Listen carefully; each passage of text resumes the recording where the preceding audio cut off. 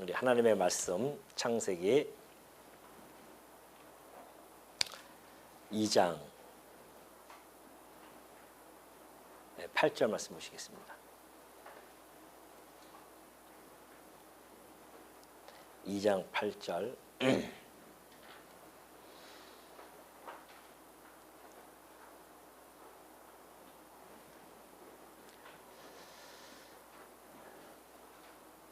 여호와 하나님이 동방의 에덴에 동산을 창설하시고 그 지으신 사람을 거기 두시니라. 여호와 하나님이 그 땅에서 보기에 아름답고 먹기에 좋은 나무가 나게 하시니 동산 가운데에는 생명나무와 선악을 알게 하는 나무도 있더라. 강이 에덴에서 흘러나와 동산을 적시고 거기서부터 갈라져 네 근원이 되었으니 첫째의 이름은 비손이라. 금이 있는 하윌라 온 땅을 둘렀으며 그 땅의 금은 순금이요 그 곳에는 베델리엄과 호마노도 있으며 둘째 강의 이름은 기혼이라. 구스 온 땅을 둘렀고 셋째 강의 이름은 히데길이라. 아수르 동쪽으로 흘렀으며 넷째 강은 유브라 되더라. 여호와 하나님이 그 사람을 이끌어 에덴 동산에 두어 그것을 경작하며 지키게 하시고 여호와 하나님이 그 사람에게 명하여 이르시되 동산 각종 나무의 열매는 내가 임의로 먹되 선악을 알게 하는 나무의 열매는 먹지 말라. 내가 먹는 날에는 반드시 죽으리라 하시니라. 17절까지 봉독해 드렸습니다. 네, 우리 지난 시간에 하나님께서 우리 인간들을 특별한 섭리 가운데 창조하신 그런 내용을 저희가 살펴봤고요. 타락 전의 인간의 상태가 어떠한지를 우리가 하나하나 상고한 바가 있습니다. 오늘은 계속해서 에덴 동산을 창설하시고 또 선악과 언약을 해 가시는 그러한 내용을 우리가 오늘 살펴보도록 하겠습니다. 여기서 에덴 동산 8절 보면 그러죠. 여호와 하나님이 동방의 에덴에 동산을 창설하십니다. 이 에덴이라는 뜻은요, 기쁨의 낙원, 곧 복락의 낙원이라는 의미를 가지고 있습니다. 하나님께서 이처럼 우리 인간을 위해서 기쁨과 복락의 낙원을 마련하신 것은 하나님이 인간에 대한 극진한 그러한 배려가 그 안에 풍성하게 담겨져 있음을 우리는 알 수가 있습니다. 에덴이라고 하는 곳에 동산을 하나님께서 창설하시죠. 그래서 이 창설하다는 뜻은 세우다, 설립하다 또는 심다 이런 의미를 가지고 있습니다. 하나님이 에덴이라는 곳에 기쁨의 낙원에 동산 곧 울타리가 있는 정원이라는 뜻이거든요. 울타리가 있는 그런 정원을 그 에덴에다가 심었다는 그 의미를 가지고 있습니다. 그것은 곧 다른 지역과는 분명히 구별되어지는 그러한 장소가 아닐 수 없죠. 그걸 보더라도 하나님이 우리 인간에 대한 그 특별한 관심과 보호의 손길이 그곳에 미치고 있음을 우리는 충분히 알 수가 있습니다. 사실 이 에덴 동산은요, 하나님이 인간을 위해 계획하셨던 하나님 나라의 원형적인 땅의 모습이 아닐 수 없습니다. 자, 우리가 한번 살펴보면요, 이게 되어져 있습니다.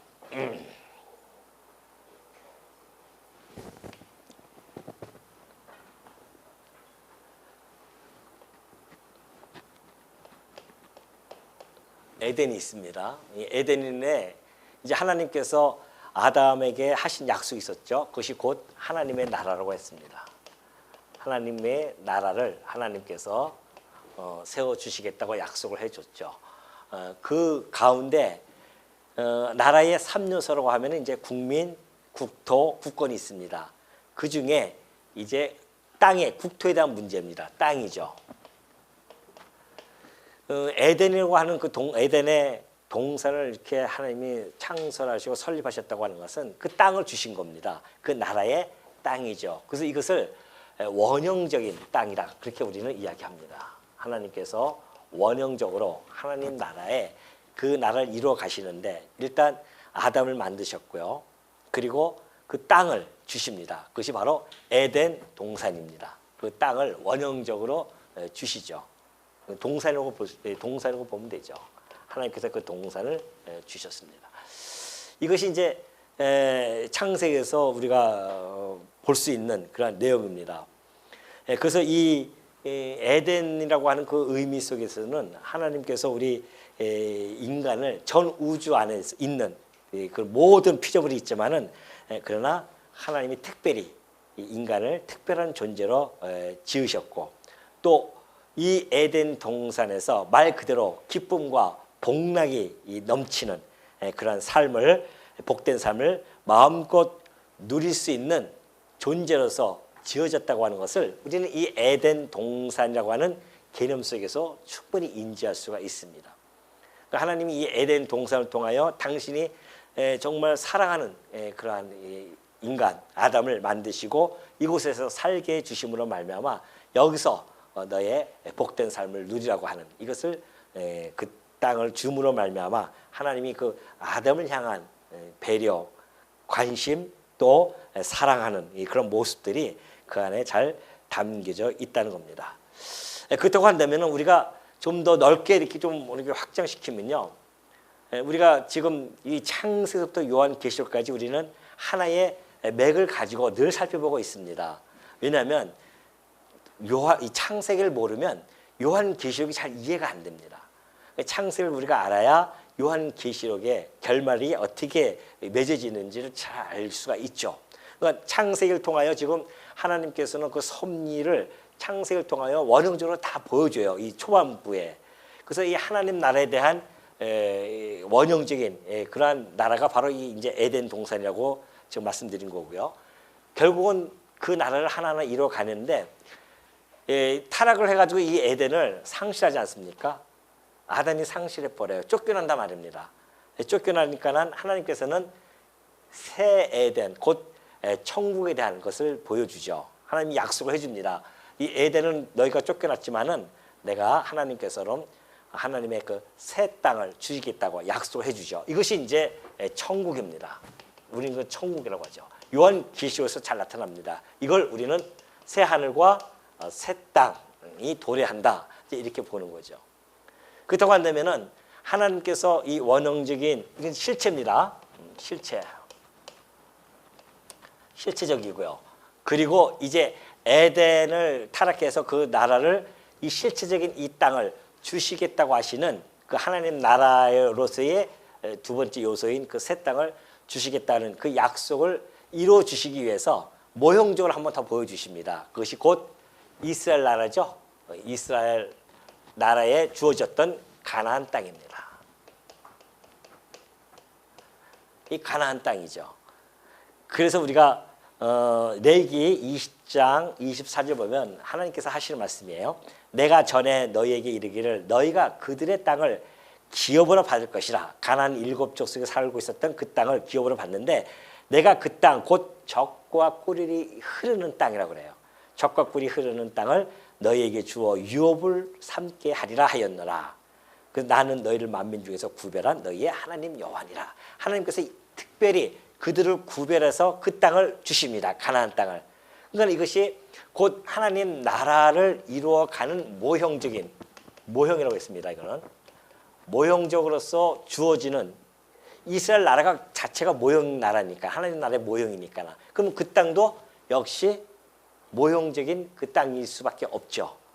그러니까 이 땅에 들어가서 안식을 할 수 없었기 때문에 우리가 히브리서를 통해서 공부했듯이 만약에 안식이 주어졌다고 한다면 여호수아를 통해서 또 다른 날을 선택해서 그날, 그렇게 오늘이라고 그렇게 얘기하지 아니하였을 것이다. 그렇게 말씀해 주고 있단 말입니다. 그러니까 참 안식은 따로 있어요. 참 우리가 누릴 수 있는 안식의 땅, 그 땅이 바로 새 하늘과 새 땅이 우리에게 주어진 거죠. 이 천국의 모습입니다. 그러니까 우리가 이제 이러한 맥락을 보니까 창세부터 요한계시록까지 하나의 그런 괴를 이렇게 관통하는 그런 것으로서 쉽게 우리가 이해가 되어지는 거죠. 이것이 이제 우리가 가지고 있는 장점입니다. 이걸 따로따로 구분해서 이렇게 설명이 되어지는 것이 아니라 모든 것을 이렇게 하나의 창세부터 요한계시록까지 하나의 그런 관통하는 이런 논리를 가지고 우리가 성경을 보게 되어지면 이 창세기가 그냥 먼 옛날의 그런 이야기가 아니라 오늘 우리들에게 직결되어지는 그런 이야기일 수밖에 없다는 겁니다. 그렇기 때문에 이 에덴을 이 상실한 이 아담 인생들에게 하나님께서는 새 하늘과 새 땅을 그들에게 도래시켜 줄 것이다. 이 천국을 주실 것을 그렇게 약속해 주시고, 그렇기 때문에 우리는 우리가 본래부터 가지고 있었던 하나님께서 우리들에게 향하셨던 그 사랑 그리고 축복, 이런 모든 것들이 잃어버렸지만 하나님은 저 새 낙원, 이 새 낙원을 통해서 다시 우리에게 회복시켜 줄 것을 약속해 주는 내용이 아닐 수 없죠. 그렇기 때문에 더 좋은 낙원, 이거는 또 실체하고는 비교가 안 됩니다. 이건 원형적으로서는 보여준 거지, 실체적인 그 새 땅에서의 그 삶이라고 하는 것은 아담이 이 땅에서 누리는 그 복락과는 또 비교할 수 없어요. 우리가 이 천국에서 누릴 복락은요, 상상을 초월할 겁니다. 우리가 이 땅에서 경험하지 못한 그런 복락을 우리가 경험하게 될 것인데, 우리는 그 나라를 소망하기 때문에 이 땅에서 우리가 비록 힘들고 어렵지만은 이 현 시대에 우리가 지금 힘내고 살 수 있는 것은 우리에게 주신 이 약속되어졌던 이 복락의 땅, 곧 이 낙원을 우리가 소망하면서 살아가기 때문에 그렇다는 것이죠. 그렇기 때문에 사실 이 에덴의 상실이라고 하는 것이 어떻게 보면은 이 창세기를 보면서 이 우리들에게, 인생들에게는, 인간들에게 뼈아픈 추억으로만 이것이 회상되지는 않는다는 겁니다. 야, 이 아담이 타락하지 아니었다고 하면 이 땅에서 얼마나 좋았을까, 그렇게 우리의 추억의 회상으로만 접해지지 않는다는 거죠. 왜냐하면 우리에게 이 더 좋은 곳으로 약속이 되어졌기 때문에 그렇기 때문에 우리들은 그 땅을 소망하면서, 지금 이게 과도기거든요. 이 옛 에덴에서부터 새 에덴에 이어지는 이 과도기 속에서 우리가 좀 살아가고 있는데, 여기서 우리는 이 에덴을 보면서 하나님께서 반드시 이 새 하늘과 새 땅에 천국을 우리에게 주실 것이다, 믿음이 생기는 겁니다. 이걸 보면서. 그러니까 이것이 단순하게 어떤 과거 역사로 머무는 것이 아니라 이 땅을 보면서 믿음은 바라는 것들의 실상이라고 했어요. 우리의 이 믿음, 이 땅에 대한 믿음은 이걸 우리가 지금 바라고 있잖아요. 바라고 있단 말인데, 이 바라는 것들의 실상은 에덴을 보면서 우리가 알 수가 있는 거죠. 하나님이 이 에덴을 기쁨의 낙원을 이렇게 만드셨는데 이것이 반드시 이때 이루어질 것이다. 보지는 못했어요. 우리가 이 땅을 지금 소망하면서 살아가는 것이지 보지는 못했습니다. 그럼 보지는 못했지만 이 에덴 땅이, 이 땅이 뭐예요? 뭐가 됩니까? 눈만 뭐 깜빡깜빡 이렇게 뜨고 계신다고 내가 모를 줄 알고 계십니까? 좀 막 딴 생각하시고 막 주무시려고 좀 그러시는데 물어보는 거예요. 그래서 제가 보지는 못했어요. 이 천국의 땅을 우리는 보지 못했습니다. 그러나 이 에덴의 땅을 보면서 우리가 뭘 어떻게 받아들일 수 있겠어요? 보지는 못했지만 이게 뭐예요? 증거가 되는 겁니다. 바라는 것들의 실상이요, 보지 못하는 것들의 증거가 되는 거죠. 그 에덴의 땅이라고 하는 것은 우리가 지금 바라보면서 이게 아담이 비록 여기서 쫓겨났지만 우리가 가야 할 곳, 여기다. 하나님께서 준비해 약속해 주셨다. 그 실상은 하나님의 본심이 어디에 있습니까? 이게 아니에요. 하나님의 본심은 여기입니다.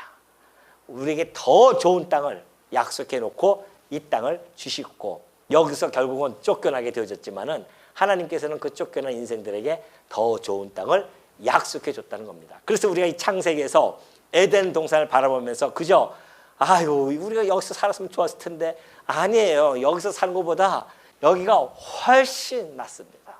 비교할 수 없어요. 물론 이 지상에서야 이 에덴이라고 하는 이곳이 정말 너무너무 좋죠. 그러나 이곳이 더 훨씬 하나님께서 좋은 데를 마련해 놓고 역사를 지금 섭리해 가고 계신다. 그래서 이 땅에 대한 모형으로 가나안 땅, 젖과 꿀이 흐르는 땅을 너희가 주겠다고 약속해 주었고, 마침내 이스라엘 백성들에게 그 땅을 허락하여 주지 않습니까? 자, 그러면서 9절이죠. 사람을 창설하시고 그 지으신 사람을 거기에 두시게 됩니다. 자, 강이 에덴에서 여호와 하나님이 9절 그 땅에서 보기 아름답고 먹기에 좋은 나무가 나게 하시니 먹기 아름답고 먹기에 보기에 아름다워요. 그리고 먹기에 좋은 나무가 나게 하십니다. 그러니까 이 에덴 동산에 나타나는 그 모든 나무는 그때 당시 우리가 아담이 고기를 먹는 게 아니잖아요. 이런 과실을 따먹는데 단백질보다도 더 영양이 풍부한 우리가 보기에도 좋고 또 뭐예요? 뭐하기에도 좋은 것이 맛있다고 하지 않습니까? 그러니까 이것처럼 보기에도 아름답고 먹기에도 좋은 나무가 영양도 풍부하게 담겨져 있어요. 그러니까 하나님께서는 그 영양이 있는 그 풍부한 우리의 먹거리를 이 에덴 땅에다가 심어줘서 너희들 이거 다 먹어라 합니다. 이게 권령이라고 합니다. 권하는 거에 다 먹어도 된다. 그리고 동산 가운데에는 생명나무와 선악을 알게 하는 나무도 하나님께서 만드시죠.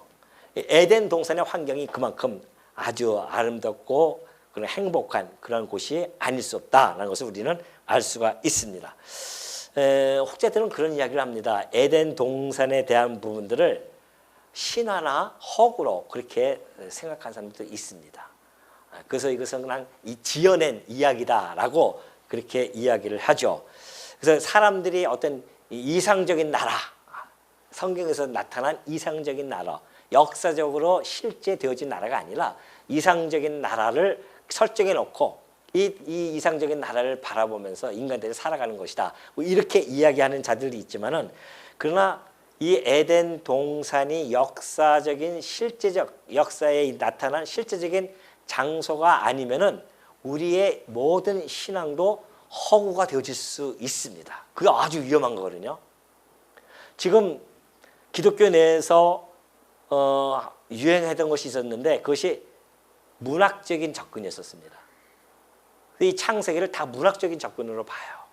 우리나라의 그 한 장관이었던 그분도 이 문학적으로 보거든요. 이 아담과 그리고 이 사단의 뱀의 사건이라든가 이런 것들이 다 문학적으로 접근하는 겁니다. 그러니까 그 의미를 전달해 주기 위해서 이렇게 문학적으로 이렇게 기록을 했다 이렇게 보거든요. 그러니까는 뭐 지성이 있는 사람들은 지성이 있다고 하는 사람들이 그렇게 이야기하니까 그럼 그렇지라고 그렇게 받아들입니다. 그러나 거기에는 엄청난 허구가 이 허점이 거기에는 담겨져 있습니다. 만약에 그렇게 되어지면 그것이 문학적인 작품으로 들어가게 되어지면 아담이 타락한 사건도 문학적인 작품으로 볼 수밖에 없어요. 실질적인 것이 아니라. 그렇다고 한다면 예수님이 이 땅에 우리의 죄를 대속하기 위해 오셨다고 하는 것이 아무런 의미가 없어져 버려요. 문학 안에서 이루어진 일인데. 그러니까 이것이 엄청난 허구가 이 사단의 이 괴악의 안에 담겨져 있는 겁니다. 그 우리는 이 에덴 동산이라고 하는 것은 반드시 역사적인 실제적인 그런 존재한 그런 장소이고 이것이 결국은 이렇게 모형적으로 보여졌고 실제적으로 나타난다는 것을 하나님께서는 이 창세부터 요한계시록 전체를 통하여 관통시킴으로 말미암아 우리로 하여금 천국에 대한 소망을 마음속에 깊이 간직하고 살아갈 수 있도록 해주신 거란 말입니다.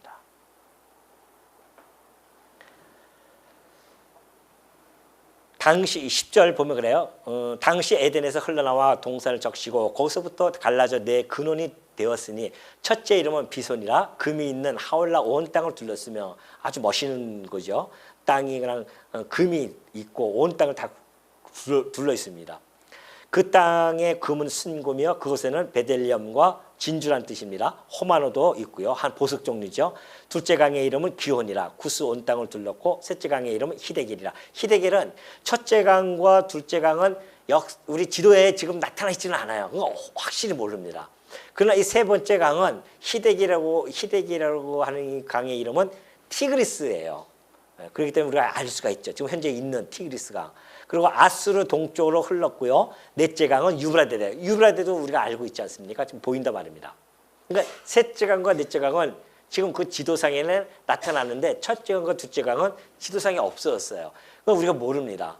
그러나 셋째 강과 넷째 강이 우리가 그 에덴 동산의 위치를 어느 정도 알 수 있을 만큼의 위치를 잘 보여주고 있죠. 그것이 바로 페르시아만 북서쪽에 있다는 겁니다. 그래서 지금은 저주로 알아볼 수가 없습니다. 그 땅에 알 수가 없죠. 그 에덴 동산을 찾으러 간다고 고고학자들이 막 그냥 돌아다니고 있지만은 이미 그 땅은 저주로 받아서 이미 없어졌어요. 지금 나타나 있지 않습니다. 그게 만약에 있어야 된다고 한다면은 하나님께서 어디에 감춰놨겠죠. 근데 지금 이 땅에서 그게 문제가 아니, 이건 원형적이니까 우리가 이 신학적 의미를 보면은 거기서 그냥 끝난 겁니다. 그리고 여기 있던 생명나무가 마지막 보니까 이 안에 담겨져 있단 말이죠. 생명나무가. 그러니까 지금 뭐 굳이 그냥 에덴 동산 찾아 다닐 필요 없습니다. 우리에게는 더 좋은 그 땅인데 그걸 뭐 찾을 필요가 있겠어요?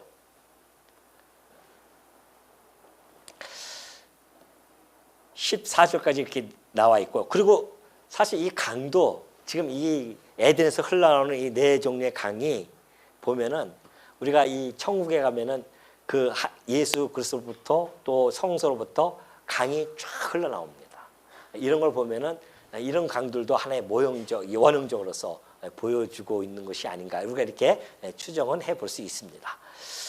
자, 15절 보면은 여호와 하나님이 그 사람을 이끌어 에덴 동산에 두어 그것을 경작하며 지키게 하시고 그래요. 자, 에덴 동산에 두어서 그것을 경작해요. 경작한다고 하는 것은 좀 다스린다는 뜻을 가지고 있죠. 경작하고 지키게 한다. 그러니까 에덴 동산에게 맡기는 거예요. 왜? 우리가 1장 어디에 나와 있습니까? 1장 26절인가요? 거기 보면은 내가 너로 하여금 땅을 다스리게 해주겠다고 하는 약속을 해줍니다. 그 땅을 다스리게 해주고 또 28절은 땅을 정복하라고 하죠. 그런 의미로 보면 지금 이 하나님께서 이 에덴 동산을 주고 그걸 경작하고 그것을 지키게 한다고 하는 것은 그 땅을 다스리고 정복하는 그런 의미를 분명히 가지고 있습니다. 근데 여기서 보면은 경작하고 지킨다고 하니까 인간은 애당초 노동이라고 하는 것이 주어졌다는 겁니다. 사실 이 노동은요, 신적이고 거룩한 것입니다. 왜 신적이냐면은 하나님께서 애당초 처음부터 일을 하셔요. 창조 사역을 하시는 것이 일을 하십니다. 그리고 예수님이 하셨던 것처럼, 말씀하셨던 것처럼 아버지께서 일하시니 나도 일한다 그러시잖아요. 그 하나님은 노동을 하신 분이에요. 일을 하시는 분이 계속해서 일을 지금까지 하십니다. 그러니까 이 노동이라고 하는 이 개념은 사실은 신적입니다. 하나님부터 오는 개념이에요. 그리고 거룩한 것이죠. 근데 오늘 우리 인간들에게도 그 노동의 신성함을 주신 겁니다. 에덴 동산을 다스리고 하는 것들이 다 노동의 하나의 개념이죠. 그러나 이 노동이라고 하는 것은 타락한 이후에는 생계를 위한 노동으로 전락이 되어집니다. 그래서 땀을 흘려야 되고 힘들게 살지만은 여기서의 노동이라고 하는 것은 생계 전락이 아니에요. 생계를 위한 그렇게 전락되어진 그런 노동이 아닙니다. 여기서는 하나님의 약속, 이 하나님 나라의 언약을 이루어 가시는 그런 도구로서의 그 노동으로서 인간이 가지고 있는 그 가치로움, 의미, 존재의 의미, 존재의 가치로움을 그 노동이라고 하는 것을 통해서 드러내주는 거란 말이죠. 그러니까 얼마나 아름다운 겁니까? 여기서는 그 즐겁고 기쁜 마음으로 그 일을 해 나가는 겁니다. 어떻게 보면 하나의 왕노릇이라고 볼 수 있습니다. 그죠? 다스리는 거니까. 그 왕노릇이에요. 근데 아담이 그걸 상실하지 않습니까? 그것을 상실하기 때문에 하나님께서는 그 왕노릇하는 것을 상실했기 때문에 여기서 새 땅에서 그것을 다시 우리들에게 회복시켜주는 것이 요한계시록 22장 5절에 잘 나타나 있어요. 볼까요? 다시 밤이 없겠고 등불과 햇빛이 쓸데없으니 이는 주 하나님이 그들에게 빛이심이라 그들이 세세토록 왕노릇하리로다. 우리가 그 땅에, 이 땅에 가서요, 거기서 왕노릇을 하는 겁니다. 이것이 바로 이때 아담이 상실되어졌던 그 왕노릇을 이때 우리가 하게 되어지는데, 우리의 왕노릇은 진정한 우리의 왕이신 그리스도와 연합되어졌기 때문에 그 왕노릇을 할 수가 있는 거죠. 우리의 머리가 왕이시니까 몸은 자동적으로 그 왕노릇에 참여가 되어집니다. 이 얼마나 놀라운 이게 축복입니까? 첫 아담은 그것을 상실했는데 둘째 아담이 오셔서 그 왕으로서 이 땅에 오셔가지고서는 우리들에게 그 왕노릇을 할 수 있도록 해줬단 말입니다. 이런 거 하나 보더라도요, 창세기를 모르면 어떻게 요한계시가 이해될 수 있겠습니까? 그래서 우리가 창세기를 하나하나 잘 살펴보는 이유는 이것이 하나님께서 이 창세기를 통하여 당신의 그 계획, 뜻을 창세기를 통하여 잘 전달해주고 있기 때문에 그래요. 자, 그러면서 이제 16절 보면 그래요. 여호와 하나님이 그 사람에게 명하여 이르시되 동산 각종 나무의 열매는 내가 임의로 먹되 선악을 알게 하는 나무 위의 열매는 먹지 말라. 내가 먹는 날에는 반드시 죽으리라 하시니라. 자, 하나님 나라에 있어서의 통치 원리가 나타납니다. 그것이 이제 하나의 율법이에요. 이것도 율법이라고 할 수 있습니다. 하나님의 법이니까. 하나님의 법이 율법인데 하나는 권령 그리고 금령으로 나눠집니다. 이것은 이거 먹어도 돼, 하라. 이것은 하지 마라. 이거죠. 하지 마라. 그만한 겁니다. 하나님의 율법은 하지 마라와 하라로 늘 나눠져 있습니다. 하라고 하는 것은 이게 뭐예요? 하나님의 선이고, 하지 마. 하나님이 싫어하는 거야. 이건 악입니다. 이것이 율법에 잘 담겨져 있어요. 그러니까 율법은 하나님이 악이, 선악이 담겨져 있는 것이다. 하라, 하지 마라, 나눠져 있어요. 마찬가지잖아요. 이스라엘 백성들에게도 그 나라, 모형적으로 줬던 그 나라가 하나님의 통치 원리를 주신단 말입니다. 이거 그대로 율법, 이거 그대로 따라옵니다. 그래서 율법에도 하라, 하지 마라, 그것이 있죠. 그래서 그 모든 것들을 통해서 하나님께서 당신이 나라를 통치해 가십니다.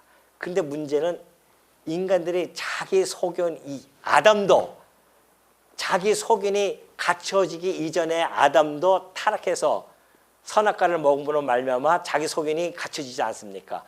그런데 이 가나안 땅에 있는 자들이 오죽하겠어요? 그러니 이 율법을 지킬 수는 사실 없죠. 그래서 하나님께서는 이 율법을 주시고 나중에 아담이 타락했을 때에 가죽 옷을 해 입히십니다. 가죽 옷을 해 입어서 이것을 하나의 규례로서 하나님께서 이미 원형적으로 보여주셨고, 여기 가나안 땅도 마찬가지입니다. 율법을 통해서 계명과 율례 그리고 규례라고 하는 그러한 제사법을 주어서 하나님의 율법을 이루어 가시는 그런 모습들을 보여주는데, 결국은 예수 그리스도께서 이 땅에 오셔서 이 모든 그 하나님 나라의 법을 완벽하게 이루심으로 말미암아 이제는 이 땅에서는 율법이 아니에요. 그러니까 거기서는 이거 하지 마, 이거 이게 아니에요. 그렇게 시시하게 그렇게 하지 않습니다. 오로지 무슨 법이에요? 사랑의 법만 여기는 작동이 되어져요. 왜요? 우리 주님이 이 법을 다 온전하게 지키셨기 때문에 이제는 그 예수 그리스도와 하나가 되어진 성도들은 그리스도의 그 사랑의 감동이 되어졌기 때문에 여기서는 그냥 사랑의 법만 작동되어집니다. 천국에서는 하지 마, 이런 게 안 통합니다. 안 통하는 게 아니라 그럴 필요가 없어요. 머리와 몸이 하나가 되어지기 때문에 그리스도와 우리가 하나가 되어져서 온전히 하나님이 좋아하시는 그 선만을 행하면서 살아간단 말이죠. 이것이 우리들이 가지고 있는 모습입니다. 이 사랑의 법은 이때 완벽하게 이루어지지만 예수님이 이 땅에 오셔서 이 지상에 있는 교회들에게 이 사랑의 법을 우리 마음속에 심령에다 심어줬기 때문에 우리가 오늘도 여전히 이 사랑의 법을 이뤄갑니다. 율법으로부터 벗어났지만은 우리는 이 사랑의 법이 우리 마음속에 심어져서 우리는 끊임없이 사랑의 법을 작동하는데, 때로는 우리의 연약함 때문에 그 사랑의 법이 온전히 이루어질 수는 없어요. 때로는 미워하는 마음도 생기고요. 그러잖아요. 질투하는 마음도 있단 말입니다. 그러나 여전히 우리는 은혜 안에 있는 자들이기 때문에 다시 회개하고 돌아서고 그러죠. 그러나 이 역사가 종말이 되어지고 그리고 예수님이 이 땅에 오셔서 우리가 하나님 나라가 완벽하게 이루어지면 그때는 정말 우리가 꿈꾸고 꿈꿨다. 지체끼리 서로 미워하는 마음도 없고요. 오로지 그냥 살아가면서 영원토록 하나님을 찬송하며 산다고 하는 이 놀라운 이 복락의 세계, 이것이 우리들에게 어떻게 됐다? 보장되어져 있다는 겁니다. 그러니 또 어떻게 해요? 또 오전에 이어서 감사하지 아니할 수 있겠냐 말이죠. 그러니까 우리가 지금 창세기 읽을 때도 그냥 이렇게 쭉 읽어 나가시는 것이 아니라 이걸 통해서 충분하게 이런 성경 전체를 갖다가 머릿속에 들어오고, 그래서 이 하나님이 행하시는 이 놀라운 섭리, 신묘막측한 이 섭리를 우리가 창세부터 요한계시록까지 전체를 하나를 보면서 우리의 신앙생활을 체계를 잡아가야 우리가 흔들리지 아니하는 그런 믿음을 가질 수가 있습니다. 그래야 하나님의 그 크신 은혜 앞에 무릎 꿇고 날마다 감사와 찬양이 넘치는 그런 신앙을 우리가 간직할 수 있다는 것이죠. 자, 여기 16절 17절 보면 그래요. 여호와 하나님이 그 사람에게 명하여 이르시되 동산 각종 나무의 열매는 내가 임의로 먹되 선악을 알게 하는 나무의 열매는 먹지 말라. 내가 먹는 날에는 반드시 죽으리라 그러지 않습니까? 자, 우리가 늘 가지고 있는 의문 아닙니까? 왜 그 좋은 땅에 왜 선악을 알게 하는 나무를 심어가지고서는 그것도 그 나무를 먹으면 반드시 죽는 나무를 하나 딱 심어놨단 말입니다. 동산 중앙에다가. 생명나무도 있지만은 그 선악과도 그렇게 해 놓으셨어요. 이런 것들을 볼 때 하나님의 그 기쁘신 뜻이 이 안에 담겨져 있음을 우리는 충분히 알 수가 있죠. 선악과의 존재의 의미가 도대체 무엇일까? 이것은 우리가 로마서에서도 우리가 충분히 알 수가 있는데요. 자, 우리가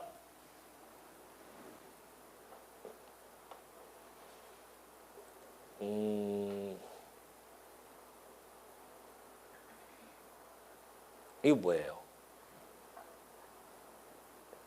예. 요거 맞습니다. 예, 맞습니다. 오전에도 우리가 살펴봤는데 로마서 5장 19절 아닙니까?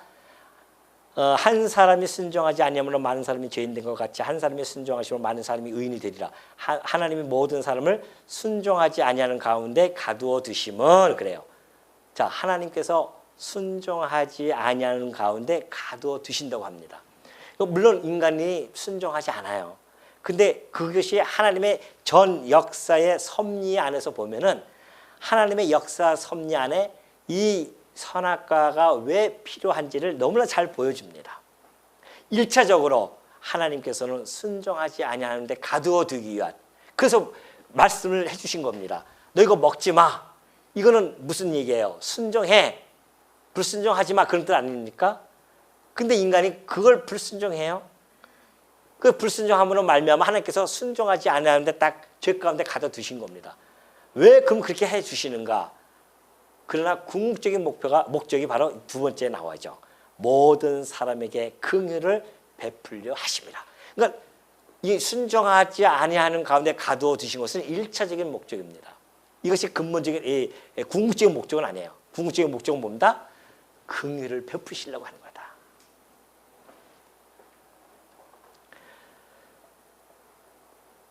두 번째는 불의하고 흠이 있게 하시기 위해서 이것이 필요했다는 겁니다. 선악과가. 왜냐하면 하나님께서는 이미 창세전에요 계획을 세우셨습니다. 그리스도 안에서 우리를 택하사 우리로 사랑 안에서 그 앞에 거룩하고 흠이 없게 하시려는 계획을 가지고 계셨어요. 그 이야기는 뭡니까? 우리가 불의하고 부패되어져야 된다는 것이 전제되어진 겁니다. 이때 이미 창세전에 하나님께서는 이걸 우리를 아셨어요. 우리가 부패해지고 타락해서 우리가 전적으로 무능해질 뿐만이 아니라 불의한 가운데 처하게 될 것을 알고 계셨단 말입니다. 그래서 미리 그 앞에 거룩하고 흠이 없게 하시려고 예수 그리스도 안에서 우리를 택하신다는 거 아니겠습니까? 그렇다고 한다면 선악과가 가지고 있는 존재의 의미는 바로 우리를 불의하고 흠 있는 자로 만드시기 위한 하나의 과정이었구나. 그래서 이것이 필요했구나라는 것을 우리가 충분히 알 수가 있습니다. 그러니 이런 걸 얘기하면은 육적인 감각만 예민해진 사람들이 이런 영적인 일들을 이야기하면 알아듣겠어요? 바울도 이것을 쫙 풀어나가다가 바울 스스로도 이렇게 찬양을 하는 겁니다. 로마서 11장 33절 보면 그래요. 깊도다. 하나님의 지혜와 지식에 풍성하며 그의 판단을 헤아리지 못할 것이며 그의 길은 찾지 못할 것이다. 어떻게 우리가 하나님이 하시는 그 섭리를 우리가 헤아릴 수 있겠습니까? 그러니까 많은 사람들이 그거 가지고서는 또 하나님이 그럴 수가 있냐는 왜 선악과를 만들어서 이렇게 하느냐 그런 이야기 하는 자들도 있는데 하나님 아까 얘기했듯이 하나님은 긍휼하심을 베풀라고 인간들에게 왜? 그 긍휼하심을 베푸심으로 말미암아 긍휼의 영광, 은혜의 영광을 찬미케 하려는 겁니다. 하나님 그런 깊은 뜻을 가지고서 지금 섭리에 가셔요. 그러니 그 하나님의 지혜와 지식의 풍성함을 우리 인간들 피조되어진 인간들이 어떻게 그걸 알 수가 있겠어요? 하나님이 이렇게 직접 계시를 통하여 열어 보여주지 아니하시면 우리가 알 수 길이 없습니다. 또한 하나님의 영이 아니고서는 이걸 알 길이 없어요. 놀랍게도 여러분과 저에게 하나님의 영을 보내주셔서 우리 안에 하나님의 영이 우리 안에 담아주시고 그 하나님의 영을 통해서 이런 놀라운 하나님의 지혜와 이 지식의 풍성함을 깨닫게 해주시니 이 어찌 우리가 복된 자리에 앉지 뭐예요? 복된 자리에 뭐예요? 헷갈리네. 어떻게 우리가 이 복된 자리에 앉지 않을 수가 있겠냐 말이죠. 그러니 어찌 우리가 감사하지 아니할 수 있겠습니까? 좀 빨리빨리 해주세요 좀. 잠깐만 주무시려고 해가지고 잠깐만 하는 겁니다. 어찌 감사하지 않을 수 있겠습니까? 지금 임 목사만 지금 막 애가 타서 지금 전하고 있는 것 같아요 지금. 이 엄청난 하나님의 이 섭리를 우리가 다 알고 있지만은 또 잊어버리고 또 잊어버려요. 그러니까 염려하고 근심 걱정하는 거 아닙니까 지금? 잊어버리니까. 이 안에 푹 빠져 있으면 뭘 염려할 것이 있어요. 끝까지인 건 우리의 삶 길어봤자 70년인데 강건하면 80 아닙니까? 그 7, 80년 사는 동안에 하나님이 그 엄청난 이 지혜와 지식의 풍성함을 깨달은 그거 하나만 가지고도 공자는 아침에 도를 깨달으면 저녁에 죽어도 좋다고 했는데 오늘 우리는 그 엄청난 이 역사의 도를 하나님의 이 도를 우리가 깨달았는데 날마다 감사와 기쁨이 넘치고 오늘 죽어도 우리는 족한 거 아니겠어요? 더 이상 뭘 바라고 있냐 말이죠. 뭘 바라고 있어요? 우리에게 이 감사거리를 너무나 풍성하게 주셨는데 그러니 이 선과 악을 알 수 있도록 이 하나님께서 우리에게 선과 악을 알 수 있도록 그래야 이걸 못 지키니까 율법을 지키지 못해요. 내 안에 선과 악이 있어야 하나님의 선과 악과 선악과 어떻게 해요? 자꾸만 배치가 되어지는 말입니다. 대치 상황이 되어지는 거예요. 이걸 따를 수가 없어요 인간들이. 하나님이 좋아하는 것은 싫어하고 하나님이 싫어하는 것은 좋아할 수밖에 없는 그러한 작용을 할 수 있는 것이 이 선악과가 있었습니다. 그러니까 내가 주체가 되어진 거죠. 선악의 주체가 되어져서 자기 마음대로 판단하고. 그러나 오늘 여러분들은 이제 주체가 누굽니까? 하나님이시죠. 왜? 핏값으로 샀어요. 너는 내 것이야. 하나님의 소유란 말입니다. 근데 여러분들은 하나님 것임에도 불구하고 자기 것인 줄 착각하고 내 선악에 따라서 산다? 지금 내 선악에 따라서 사는 삶이 얼마나 많습니까? 우리 매일매일. 아침마다 이 싸움을 해야 됩니다. 하나님, 내 육신의 이 육신의 정욕을 복종시키고 내 안에 있는 선악이 아니라 하나님의 뜻을 분별해서 나는 내 주인은 오로지 누구예요? 하나님이시니까. 하나님 당신의 주인의 뜻을 따라서 오늘도 살아가겠나이다 라고 하면서 내 삶을 하나님께 전폭적으로 맡기고 종으로서의 삶을 살아가는 것, 이것이 지금 우리 성도들 은혜 안에 영역이 있는 자들의 삶의 모습이라는 겁니다. 근데 아침마다 일어나서 뭐 하십니까? 내 뜻대로 오늘도 내가 살아가겠나이다. 하나님은 어디 있습니까? 보이지도 않는데. 그러니까는 거기서 살아가면서 온갖 걱정 근심하면서 뭔가 안 되는 것 같고 막 그러죠. 하나님이 보시기엔 다 잘 되는 겁니다.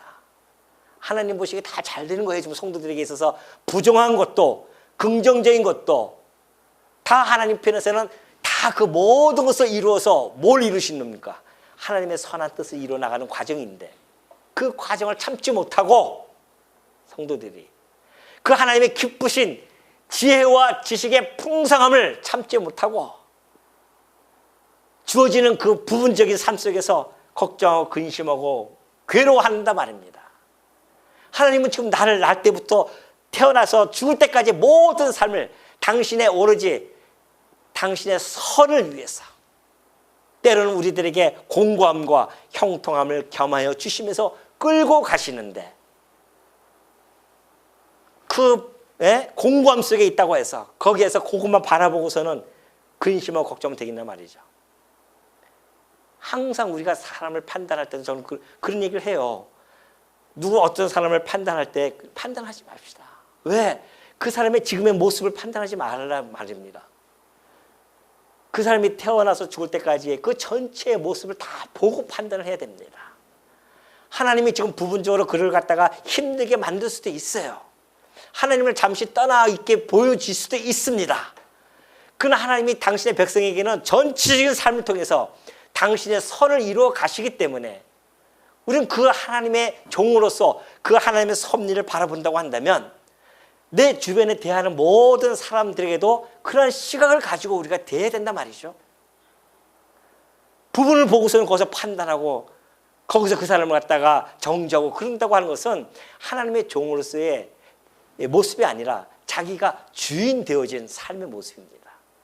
하나님의 종이 어떻게 감히 하나님의 백성들에게 같은 종인데 정죄하고 판단할 수 있겠냐 말이죠. 그럴 수 없습니다. 그 사람을 바라보면서 때로는 그 사람이 혹시 잘못된 길을 간다 할지라도 긍휼한 마음을 가지고 기도해 주는 것. 왜? 하나님이 그 사람을 잠시 탕자처럼 내보냈다가 다시 끌고 오실 것이기 때문에 반드시 끌고 와요. 왜 그러십니까? 하나님의 긍휼하심을 드러내기 위해서, 하나님의 은혜의 영광을 드러내기 위한 그러한 섭리를 하나님이 해나가신다는 것을 우리는 알 수가 있는 겁니다. 그러니까 그래요. 이 17절 마지막에도 그랬지 않습니까? 먹는 날에는 반드시 죽으리라. 이것이 하나님의 본심일까요? 반드시 죽으리라. 이것이 하나님의 본심이에요? 하나님의 본심이 뭘까요?